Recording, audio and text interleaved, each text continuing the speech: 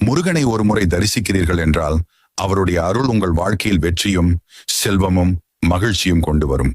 முருகன் ஒரு போர் தேவன் மட்டுமல்ல, அவர் அருள் பெற்றவனுக்கு எந்த இடையூறும் தடையாக வராது. சபரிமலைக்கு போனாலும் திருச்செந்தூருக்கு போனாலும் முருகனை நினைத்தாலே கூட மனதில் இருந்த கஷ்டங்கள் அகன்றுவிடும். வாழ்க்கையில் சில சமயம் நம்மால் எதையும் செய்ய முடியாத மாதிரி தோன்றும். அப்போதே முருகனை தியானிக்கவும், ஓம் சரவண பவ என்று சொல்லவும். அந்த ஒரு சொல் உங்களுடைய மனதை வலிமையாக்கும், உங்களுக்குள் இருக்கும் தைரியத்தை எழுப்பும். முருகன் தனது பக்தர்களை ஒருபோதும் கைவிட மாட்டார். அவர் உங்களை பொருளாதாரத்திலும் ஆரோக்கியத்திலும் அறிவிலும் உயர்த்துவார்.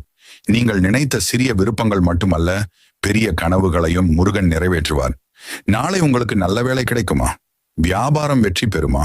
குடும்பத்தில் சந்தோஷம் வருமா? எல்லாவற்றுக்கும் ஒரு பதில் முருகனின் அருள் இருந்தால் அது நிச்சயம் நடக்கும். அதனால் இன்று முருகனை தரிசித்து அவரிடம்